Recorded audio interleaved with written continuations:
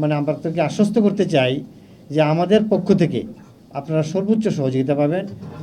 আমরা চেষ্টা করব যেন ট্রাফিক সমস্যার সমাধান করা যায়। আপনারা জানেন যে শুধু ট্রাফিক সমস্যা শুধু পুলিশের একার কাজ না, এখানে আছে সিটি কর্পোরেশন, জেলা প্রশাসন আছে, এখানে আছে রোডস অ্যান্ড হাইওয়ে, সবার সমন্বিত প্রচেষ্টার মাধ্যমে আমরা এই কাজটা করব।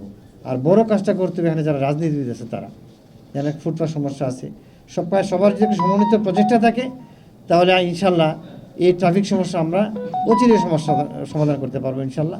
পাশাপাশি আপনাদেরকে আশ্বস্ত করতে চাই এখানে কোনো চাঁদাবাজ, অবৈধ অস্ত্রধারী লোক এখানে কোনো স্থান নেই। আপনারা জেনে খুশি হবেন আমাদের যে ফতুল্লাতে কয়েকদিন 4 দিন আগে একটা মার্ডার হয়েছিল। 24 আওয়ার্সের মধ্যে আমরা সেই মার্ডারটা 7 জন আসামিকে আমরা অ্যারেস্ট করেছি এবং তারা 164 করেছে। আপনারা জানেন বাইরে আমরা পিস্তল উদ্ধার করেছি। আপনারা জানেন যে এর মধ্যে আমরা মাদক সম্রাটকেও ধরেছি। আমরা আমাদের কাজ চলবে এবং মানে আমরা আশ্বস্ত করতে চাই যে আমাদের পক্ষ থেকে এই ক্ষেত্রে আমরা অবহেলা পাবেন না। আপনারা সবসময় আপনাদেরকে পাশে পাবেন। আমরা আপনাদেরকে পাশে চাই এবং সহযোগিতা চাই। আপনাদের সহযোগিতা থাকলে ইনশাআল্লাহ এই যে নারায়ণগঞ্জ জেলা পুলিশ আপনাদের সর্বতভাবে সহযোগিতা করে যাবে। সবাইকে আবারও ধন্যবাদ। এবং এই সামনে যে নির্বাচন, আমরা এই নির্বাচনকে সফল করার জন্য আমরা কাজ করে যাচ্ছি। আপনারা যারা রাজনীতিবিদ আছেন তারা আপনাদেরকে সহযোগিতা করবেন এবং আমরা আপনাদের সবসময় আপনাদের পাশে আছি, থাকবো। যে ট্রাফিকের যে সমস্যাটা, নারায়ণগঞ্জের যে ট্রাফিকের যে সমস্যাটা, এটা শুধু নারায়ণগঞ্জ টাউন না, আমি বলবো আপনি যদি আসেন এখান থেকে মদনপুর, যেখান থেকে আপনি ঢাকাতে যেটা হচ্ছে, এখানে আপনি ঘন্টার পর ঘন্টা মানুষ বসে থাকতেছে। আপনি এখান থেকে আমি যদি সিলেটে যাই, এখানে রূপসী একটা জায়গা আছে, এখানে কেন জ্যাম থাকে মানুষজন বলতে পারছে না। এটা আর্টিফিশিয়ালি জ্যাম নাকি হলো ক্রিয়েটেড জ্যাম নাকি এটা যে কোনো কারণে জ্যাম, এটা আমরাও ঠিক জানি না। এই জিনিস কয়েকটা পয়েন্ট যদি আমাকে ঠিক করে দিতে পারেন, তাইলেই নারায়ণগঞ্জের ভিতরে যারা আছে, যে ইন্ডাস্ট্রিগুলি আছে, তারা মালগুলি ঠিক করে নিতে পারবে। ইভেন শ্রমের যে টাইমটা, এই টাইমটা অনেকটা বেঁচে যাবে। আরেকটি মেজর সমস্যা দেখা দিচ্ছে আমাদের যে ফ্যাক্টরির ওয়েস্টেজগুলো, ফ্যাক্টরির যে ওয়েস্টেজের যে পানিগুলো আছে, সেই পানিগুলোকে কিভাবে রিফর্ম করে, মানে আমরা কিভাবে করে মানে সুন্দর ওয়েতে আমরা এই পানিগুলোকে নিতে পারবো। কারণ এই পানির জন্য দূষণের কারণে আমাদের মানুষজনরা, যারা এলাকার যারা মানুষ আছে, তারা খুব ক্ষতিগ্রস্ত হচ্ছে। এই ব্যাপারটাকে একটু দেখার জন্য এখন আমাদের নারায়ণগঞ্জের ভিতর সবচেয়ে বড় একটি সমস্যা হয়ে যাচ্ছে আপনার ড্রাগসের সমস্যা। ড্রাগসের জন্য আপনার নারায়ণগঞ্জের আপনার এই যে এখানে আমার কিছু ভাইরা বলেছে যে ছিনতাইয়ের থেকে আমাদের মুক্ত করুন। ছিনতাইতে মুক্ত করতে হলে আগে আমাকে ড্রাগস থেকে আমাদের ওভারকাম করতে হবে। ড্রাগসের জন্য এখন আপনি যদি আসি যে ছোট বাচ্চারা ধরে যেই সন্ত্রাসী কাজে চলে যাচ্ছে, যেটা আমাদের বলা যায় কিশোর গ্যাং, এটা এই ড্রাগসের জন্য হচ্ছে। যদি ড্রাগসটার দিকে আমরা দেখতে পারি, তাহলে আমরা অনেক দূর আমরা রিকভারি হয়ে যাব।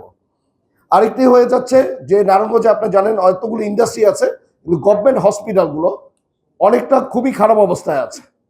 যে চিকিৎসার জন্য যারা দিনমজুরি মানুষ, তারা অবশ্যই, ইভেন বাংলাদেশে আমি চেষ্টা করবো আমিও সব গভর্নমেন্ট হসপিটাল গিয়ে চিকিৎসা নেওয়ার জন্য, কিন্তু ওই হসপিটালগুলিকে ওই অবস্থা যাতে আসে, মানুষ যাতে চিকিৎসা নিতে পারে, ওই ব্যবস্থাটাকে আপনি একটু কাইন্ডলি যদি দেখেন, তাহলে আমরা নারায়ণগঞ্জবাসী খুবই উপকৃত হব।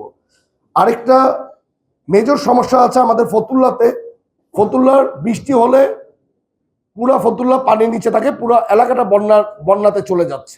শুধু আমি ফতুল্লা বলবো না, রূপগঞ্জের বিভিন্ন চ্যানেলগুলো বন্ধ হয়ে গেছে, খালের চ্যানেলগুলো, যেটার জন্য বৃষ্টি হলে মানুষজন বন্যার আন্ডারে চলে যাচ্ছে। দয়া করে যদি এই চ্যানেলগুলোকে যদি একটু খুলে দেওয়া যায়, তাহলে আমরা অনেক দূর। এটা মানে এত বিরক্তিকর। কালকে সন্ধ্যায় আমি চাষারা থেকে প্রেস ক্লাবে যাব, আধা ঘন্টার মতো আমি ওখানে গাড়িতে বসে থেকে আর মানে পরে বাধ্য হয়েছি গাড়ি থেকে নেমে হেঁটে যাব। হেঁটে যেতে গিয়ে দেখি কাটা ছেঁড়া রাস্তা, এমন অবস্থা, হাঁটারও কোনো জোর নেই।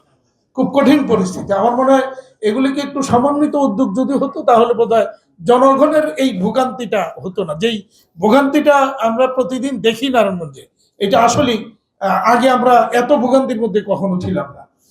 দ্বিতীয়ত আরেকটা পয়েন্ট আপনাকে একটু পয়েন্ট আউট করে দিই, যেটা আমি এর আগেও বলেছি, এর আগে জেলা প্রশাসক মহোদয়কেও এসপি সাহেবকে বলেছিলাম। এই চাষারা থেকে পঞ্চবটি পর্যন্ত আমাদের টোটাল ইন্ডাস্ট্রিয়াল একটা বড় বেল্ট কিন্তু ওই সাইডটায়। তো এই বেল্টে আমাদের যেমন বিসিকে ওখানে প্রায় আপনার 2,60,000 শ্রমিক আছে, 400-র উপরে বিভিন্ন ছোট বড় শিল্প প্রতিষ্ঠান আছে, এর আশেপাশে আরো অনেক ইন্ডাস্ট্রি আছে। তো আমাদের প্রতিদিন দেখা যায় এই জায়গাটা পার হইতেই আমাদের 1-1.5 ঘন্টা 2 ঘন্টা লেগে যায়, আমার এই কর্মঘন্টা নষ্ট হয়। আজকেও সকালে আমি ঢাকা থেকে আসছি যে বিসিকে আগে যাব ফ্যাক্টরিতে, একটু কাজ করে এরপরে এইদিকে আসবো। তো 10:30টায় আপনার এই জায়গা ক্রস করার পরে বিসিকে আর আমি যেতে পারিনি। ওই এদিক দিয়ে ঢুকতে চাইলাম, ঢুকতে পারলাম না। ঘুরা ওই ইসদের দিয়ে ঢুকতে চাইলাম, তাও ঢুকতে পারিনি। পরে গাড়ি ঘুরে বিকিমিতে গিয়া পরে আপনার এখানে আসছি। তো এই যে পরিস্থিতিটা থেকে আমরা আসলে পরিত্রাণ চাই, এই ব্যাপারে আপনাদেরকে একটু স্পেশাল উদ্যোগ যদি নেন, আমরা আপনাদের পাশে আছি, থাকবো। চাষারা থেকে পঞ্চবটি পর্যন্ত এই রোডটা কিন্তু আরো অনেক চওড়া হওয়ার কথা। আপনি দেখেন রেল লাইনের পর থেকে কিন্তু রাস্তাটা শুরু হয়েছিল, বাট কোন কারণে পুলিশ ফাঁড়ি এবং ডাক বাংলোটা এখনো ওখানে দাঁড়িয়ে আছে, জনগণের ভোগান্তি তৈরি করে এটা দাঁড়িয়ে থাকার কোনো প্রয়োজন আছে বলে আমরা মনে করি না। আমি বিনীত অনুরোধ করবো নারায়ণগঞ্জবাসীদের পক্ষ থেকে অন্তত এই, আর আমি আশ্চর্য হয়েছি যে পুলিশ ফাঁড়ির জায়গাটাকে কেউ বা কারা কেন, মানে কোন স্বার্থে লিজ দিয়ে দোকানপাট তৈরি করলো ওখানে, এটা আমার কাছে কোনো বোধগম্য নয়। আমি অনুরোধ করবো জেলা প্রশাসক মহোদয়, আপনি এটা উদ্যোগ নেন, এই সমস্ত এগুলিকে এখান থেকে উচ্ছেদ করে রাস্তাটাকে বড় করে মানুষের ভোগান্তি থেকে অন্তত নারায়ণগঞ্জবাসীকে রেহাই দেন। নারায়ণগঞ্জ বাংলাদেশের যে অর্থনীতি, সামষ্টিক যে অর্থনীতি আছে, সেই অর্থনীতিতে খুবই বড় অবদান আছে এবং এর অন্যতম যারা আমি বলবো যে ক্রিয়েটর বা যারা স্রষ্টা এই উন্নয়নের, এটা অবশ্যই আমাদের ব্যবসায়িক নেতৃত্ব।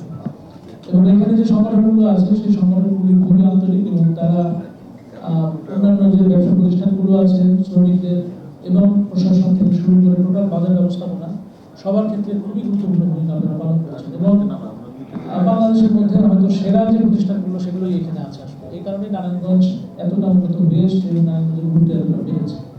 আপনাদেরকে আরো আন্তরিক ধন্যবাদ যে আপনারা বিভিন্নভাবে ঐতিহ্যবাহী সংগঠন আপনারা জেলা প্রশাসনকে বিভিন্নভাবে সহায়তা করেছেন। তার মধ্যে আছে আমাদের এই যানজট নিরসনে আপনারা যে ভলান্টিয়ার দিয়েছেন, এটা আসলে খুবই অসাধারণ কাজ করেছেন, আমি যতটুকু শুনেছি। এর বাইরেও আপনারা বিভিন্ন ধরনের উন্নয়নমূলক কার্যক্রম, বিশেষ করে গ্রিন নারায়ণগঞ্জ, এরপরে বিভিন্ন ধরনের আন্তর্জাতিক বা জাতীয় যে প্রোগ্রামগুলো হয়েছে, আমাদের ঈদগাহ উন্নয়ন থেকে শুরু করে সমস্ত উন্নয়নমূলক কার্যক্রমে আপনাদের অসাধারণ ভূমিকা ছিল। এই জন্য আমরা আন্তরিকভাবে ধন্যবাদ